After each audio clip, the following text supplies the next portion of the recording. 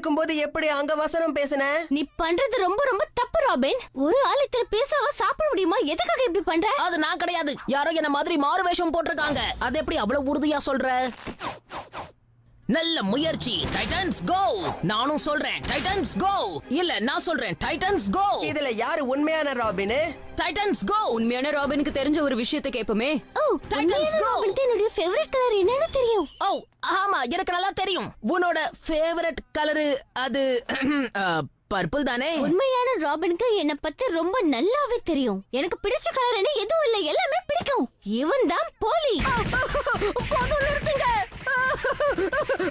ஒரு நிமிஷம் இருங்க. உண்மையான ராபின் தானே இப்படி அழுமா? ஆமா, இது நம்ம ராபின் அழற மாதிரி தான் இருக்கு.